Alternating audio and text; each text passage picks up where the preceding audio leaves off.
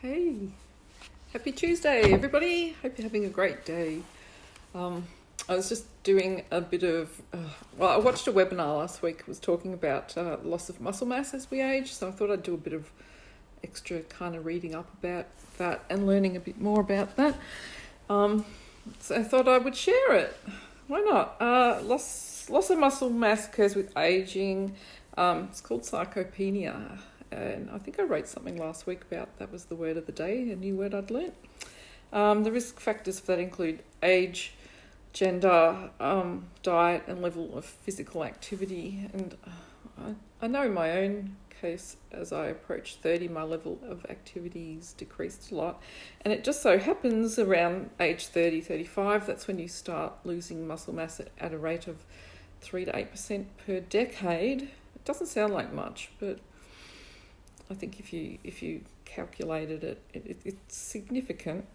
So loss of muscle mass equals a reduction in strength and mobility, and eventually stamina, and you end up more vulnerable to falls and injuries and fractures, especially as we age. There is a link. I read about a study where there's a link between the muscle mass and bone health as well, and it depended on your gender.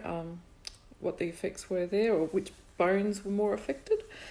What else? The less muscle mass also equals a slower metabolism.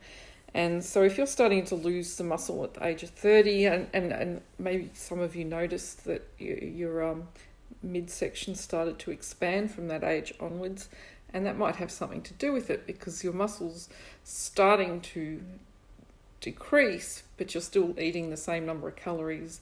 And I certainly found that in my 30s, and then in my 40s it was even started to increase more, that midsection. And I wasn't really increasing my calories compared to in my 30s, so I didn't until now sort of think or have that association or realisation of what was actually going on. All this, of course, does depend on your activity levels, and I had quite a few back problems age 30 to 40, and that meant my activity level was very, very low as well.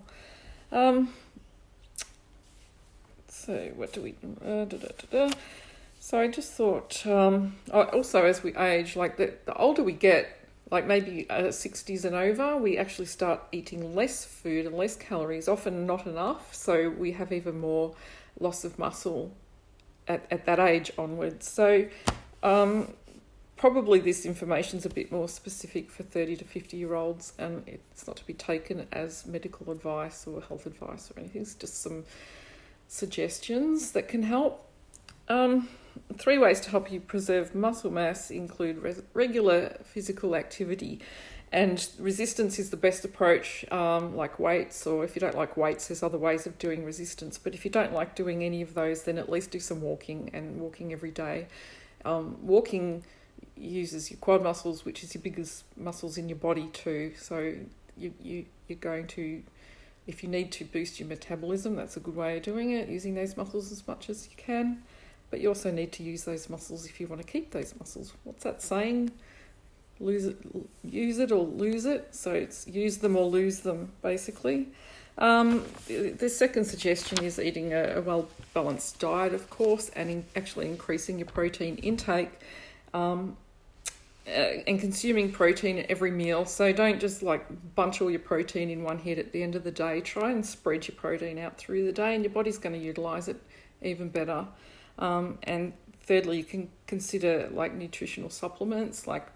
There's lots of good proteins out there, and vitamins B, D, and some minerals can also help with muscle preservation.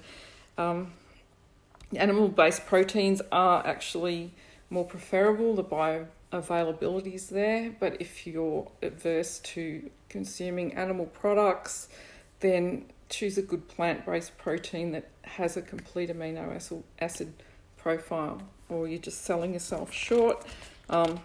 If you'd like to know the ones that my friends and I use, then please shoot me a PM. Pretty happy to share that. And there's whey proteins and plant proteins available there. I'll just add to that those of us who are 30 to 50, I suppose, who are wanting to release weight, the increasing protein is recommended anyway. So it boosts metabolism, and combined with exercise helps build and maintain muscle. And so you're boosting your metabolism if you're gaining muscle. Again, pace your protein consumption throughout the day. So for most adults, consumption is recommended at 0.8 grams of protein per kilo of body weight, but for that, and that's just for minimum maintenance of your muscles. So for weight release, then maybe 1.2 grams per kilo of body weight is recommended. I had watched a webinar from my friend dietitian last week who was talking about this.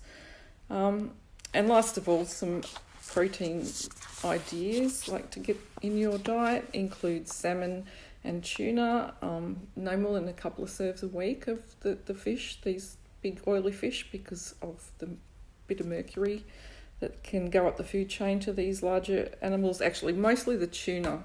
The salmon isn't so bad. I believe it's the tuna that are really huge.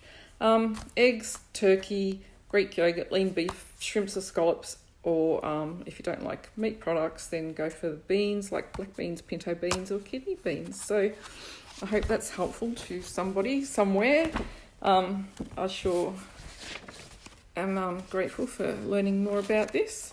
And my daily gratitude today before I finish up is I'm grateful for my muscles that propel my body forwards the way I want, wherever I want, and my muscle that beats all day long, pumping my life-giving blood around my body. I love my muscles. Anyway, have a great rest of your day, and thanks for watching, and I'll catch you tomorrow. Bye.